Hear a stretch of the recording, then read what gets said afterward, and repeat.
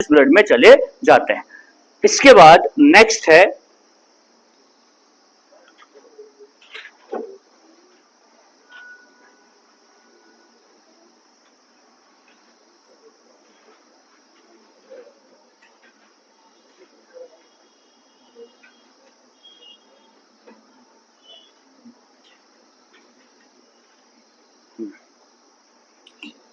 इसमें आएगा अब सेकंड, वो है ये लूप ऑफ हेनल कि लूप ऑफ हेनल पर कौन सी चीज ट्रांसफर होती है, तो उसके बारे में अब हम देखेंगे। सेकंड,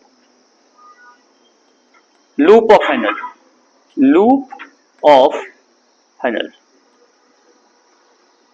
लूप ऑफ हेनल एक यू शेप स्ट्रक्चर होता है जिसका जो पोर्शन है वो रीनल मेडुला में प्रेजेंट होता है। इसके दो लिम्स हैं, ये आ गया जो ऊपर से नीचे की ओर आ रहा है डिसेंडिंग लिम्ब, ये जो नीचे से ऊपर जा रहा है ये हो गया ascending limb. First white part जो है, पहला जो व्हाइट पार्ट होता है ये वाला व्हाइट पार्ट, ये इम्परमिएबल होता है, तो इसके बारे में कुछ भी याद रखने की जरूरत नहीं है क्योंकि इम्परमिएबल है, ना आइंस पास होंगे ना वाटर पास होंगे, इसके थ्रू कुछ भी पास नहीं होगा। इसमें जो सेकंड पार्ट है लूप ऑफ हेनल का, जो थिन पोर्शन है, thin portion that is permeable to water, permeable to water, simple ये पॉइंट याद रखना, ये परमिएबल है वाटर से, और यहां से बाहर क्या आएगा, वाटर बाहर आएगा और वो किस में चला जाएगा, ब्लड में चला जाएगा, डिफ्यूज होकर इसके थ्रू निकल के ब्लड में आ जाएगा, ये पॉइंट याद रखना है। और फिर एग्जिट ऑफ वाटर मेक्स, यहां पर जो वाटर जब एग्जिट होता है, पानी बाहर जाएगा, तो इसके अंदर जो सोल्यूशन है कैसा बन जाएगा, क्या हाइपरटोनिक बनेगा या हाइपोटोनिक बनेगा, हाइपोटोनिक, है ना। अब इसमें जो कंडीशन ये हो जाएगी कि इस हाइपरटोनिक बनेगा, ये जो यहां पर बाहर बनेगा, तो यहां पर ये जो सोल्यूशन बनेगा इसके अंदर ये कंडीशन बनेगी, ये बनेगी हाइपरटोनिक। हाइपरटोनिक क्यों, साल्ट ज्यादा होंगे और वाटर कम होगा, क्योंकि वाटर यहां से बाहर निकल जाएगा, इसलिए ये जो है ये हाइपरटोनिक यहां पर बन जाएगा। इसके बाद ये यहां से ऊपर की तरफ मूव करना शुरू करेगा। इसमें एक और आइंस की मूवमेंट होती है, वो है सोडियम, पोटेशियम और क्लोरीन। यहां पर किन आइंस की मूवमेंट होती है, सोडियम, पोटेशियम और क्लोरीन, इन आइंस की मूवमेंट भी होती है।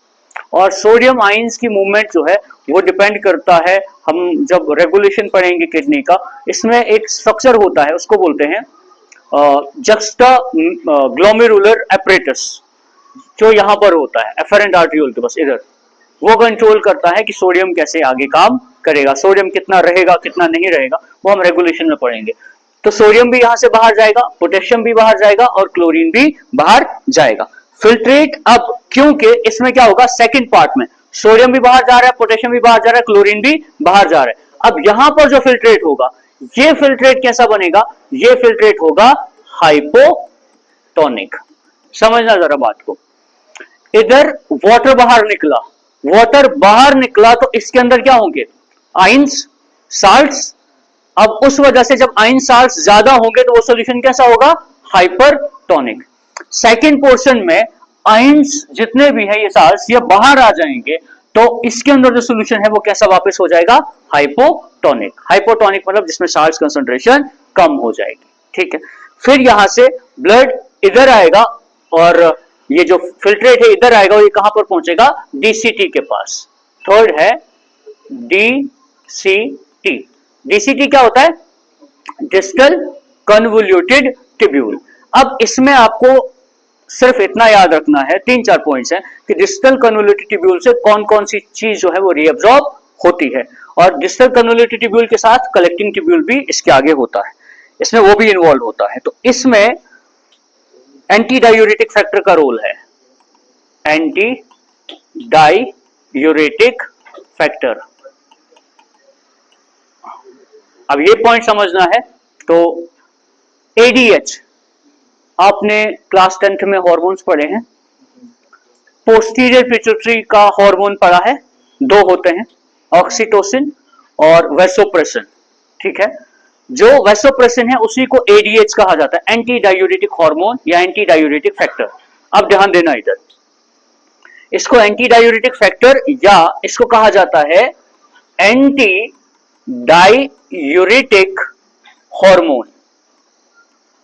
आपको ये चीज पता है कि जिस दिन हम बहुत सारा पानी पीते हैं, हम जब बहुत ज्यादा पानी पिएंगे तो तब जो यूरिन पास होता है वो डाइल्यूट यूरिन होता है। डाइल्यूट यूरिन मतलब उसमें वाटर भी ज्यादा लॉस होता है। जब आप पानी कम पीते हो तब जो यूरिन होता है वो कॉन्सेंट्रेटेड होता है, उसमें वाटर बहुत कम होता है। ऐसा होता है ना। गर्मियों में आप देखोगे जून जुलाई में गर्मी जब बहुत ज्यादा होती है, पसीना बहुत ज्यादा आता है, पर्सपिरेशन होती है, उस टाइम पर स्वेटिंग इतनी ज्यादा होती है कि वाटर लॉस ज्यादा स्वेट से होता है। तब जो यूरिन होता है उसमें वाटर बहुत कम लॉस होता है ना, तो वो कॉन्सेंट्रेटेड यूरिन बन गया। तो डाइल्यूट यूरिन कब होता है, कॉन्सेंट्रेटेड यूरिन कब होता है, वो किस पे डिपेंड करता है, वो एडीएस पे डिपेंड करता है, एंटी डायूरेटिक हार्मोन। ये कैसे काम करते हैं, जब बॉडी के अंदर वाटर लेवल जब बढ़ जाए, जब बॉडी में वाटर लेवल इंक्रीज हो जाए, ज्यादा वाटर लेवल, इसका मतलब है इसमें पानी ज्यादा होगा फिल्ट्रेट में, है ना, इसमें ज्यादा वाटर होगा। जब इसमें वाटर ज्यादा होगा तब ये एंटी डायूरेटिक हार्मोन जो है ये रिलीज हो जाएगा।